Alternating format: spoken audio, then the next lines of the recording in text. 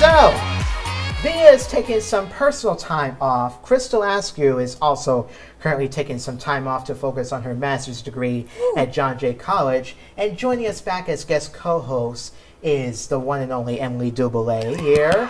And thank you. Yes. Also joining us as guest co-host this week, we're glad to have a bright future filmmaker who is serving change in her new series called Road Trip Nation, seen on PBS.org. Ooh. I also have to call her my long-lost cousin here, but it's Chriselle Martinez. They're here, you know? Yay, welcome. It's a you pleasure know? to be here with you guys. Yeah. So how's everybody? We're back. We've been doing month-long shows here at the Firehouse, revisiting our old location, you know? Yes, so... It's a nice place to be. Yeah. I know. So, shall we get into this? Please. Because we got a lot to talk about. So, we do. Yes. John Fetterman, the Pennsylvania Senate candidate, sat down for his first TV interview since suffering a stroke back in May. Now, the reporter that interviewed him, which is NBC News correspondent Dasha Burns, talked about how special accommodations were made and her experience with him off camera. Take a look at this. Dasha, we teased your story a moment ago, your sit-down with John Fetterman. This is the first face-to-face sit-down that he's done since his stroke. What was it like? How was his health? Yeah, Katie, let's just set the stage here. I mean, we are 4 Tuesdays away from voters heading to the polls here. And some folks have already submitted their mail-in ballots. I'm standing in front of the Board of Elections building where people are today, dropping off their ballots. And this is, as you mentioned, the first time that Lieutenant Governor John Fetterman has sat down in person for an interview with a journalist since his stroke. Now, Fetterman has always been an unconventional candidate, but this is a particularly unconventional interview. I will tell you, I sat down with him at his home back in May before the stroke. This was very different, including literally what the setup looked like. You'll hear him talk in just a moment as I preview some of our conversation about needing closed captioning for this interview. We had a monitor set up so that he could read my questions because he still has lingering auditory processing issues as a result of the stroke, which means he has a hard time understanding what he's hearing. Now, once he reads the question, he's able to understand. You'll hear he also still has some problems, some challenges with speech. And I'll say, Katie, that just in some of the small talk prior to the interview, before the closed captioning was up and running, it did seem that he had a hard time understanding our conversations. And I'll just let you take a listen to some of what we talked about here. You've been on this road of recovery. I'm sure it hasn't been easy. This is a serious health condition. This is a serious health issue that you experienced. What has that recovery process been like? How has it changed your day-to-day experience?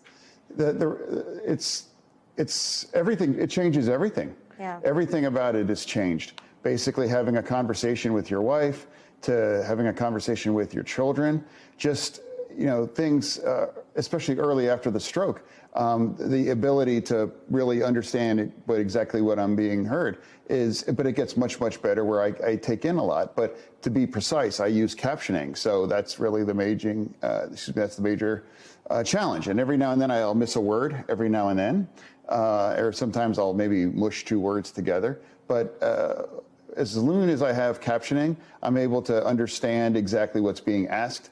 But even after the stroke, immediately after that, I was able to read everything and I haven't lost any memories or anything like that. It's just really the lingering issue that I have. Yeah, I mean, I know before this you've admitted you hadn't really thought about your health very much. You hadn't taken great care of yourself. What's it like now for you? Is there some frustration in having to face this, every day? It's not frustration. It's just a challenge, actually. And I always thought I was pretty emphatic. I think I was empathetic. That's an example of the stroke, empathetic. I always thought I was very empathetic before having a stroke. But now after having that stroke, I really understand, much more kind of the challenges that Americans have day in and day out. So Fetterman's doctor wrote a letter saying that this is a processing issue. he has no cognitive impairment and is fit to serve. But John Fetterman has yet to release any other medical records, and folks are saying and wondering why he hasn't released any of his medical records. But he suffered the stroke back on May 13th, and his health has emerged as a major issue in the campaign here. And I'm reading from like the Los Angeles Times saying that the early version of the story said that the NBC News interview was Fetterman's first on-camera interview since his stroke. They claim that it's not. I'm not sure if it was or not, but we're just gonna go with that here. But is John Fetterman being transparent about his health even while he's campaigning? What do you think of this? Whew, this is a really tough issue, isn't it? I mean, I'm going to throw it to Chriselle. Why don't you seem to be... Yeah, impassioned, right? I'm so interested even in the language that they use to describe the condition that he's in. I think it just shows a lot of the lack of empathy. Right? You could even see in the interview, he's trying to be empathetic and he can't even say the word, right? And what does that say about how his priorities have now shifted, especially him being an elected official? There's something there that I think it's higher than what we're seeing right now that he's supposed to experience, just so that he can have more connectivity to his communities, right? And I also think we get to see how in America there's a glaze of superficiality, and once you're not a perfect cookie cutter image, right, especially as a representative, you're immediately annexed, right? Even subtly, right? Through the media and then people's portrayals of you. So it's a really interesting take on how we are lacking support sometimes in the real human issues that our elected officials are facing. That's what I'm seeing. Yeah. I think it's interesting that he has this opportunity to raise awareness about more Americans with disabilities and what being accessible really means and what using captions to conduct an interview means, and that it should be accommodated not only on camera but in the day-to-day lives of a lot of people living with disabilities. And I think this whole is he fit, is he being transparent, is definitely rubbing me the wrong way. Same. And I'm like, you guys should have some empathy, like Chriselle said. I mean, I understand the need if someone's running to represent us in political office, they need to be of sound mind. Right. He seemed of sound mind to me from that interview. Yeah. I mean, he's doing the best he can from what I'm looking at it here, but it's like some people just don't seem to want to take their time to try to understand their disability of what they're going through, because it's just showing a lack of respect right there in their disability and their health that they're going through, because but listen, I know one thing for a fact: no matter what happens, John Fetterman is a strong guy. He's well fitted, better than that stupid Dr. Oz here, all right, who is a Republican from New Jersey trying to run in Pennsylvania. I still don't understand why here. Snooki, I need your assistance again to troll him because he's getting on my nerves. Was Snooki trolling him through... Trying to, campaigning for Fetterman. Oh, right. Wasn't that through that Twitter. app where they... Yes.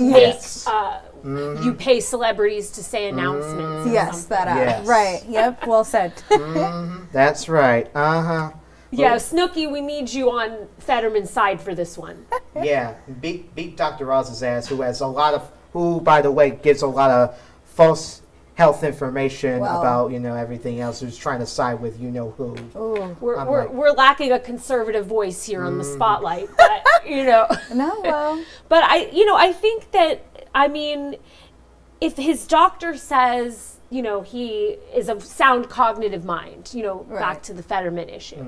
But I think it's a valid question to ask, is someone fit? But it just shows the way people are going about it seems to show a lack of empathy and just how many Americans are not accommodated with their own disability. It kind of sheds light on that. Right. Because not everyone can, just because you can't process information in a certain way, doesn't mean that the brain isn't processing. It's just a different way. A different way. Yeah.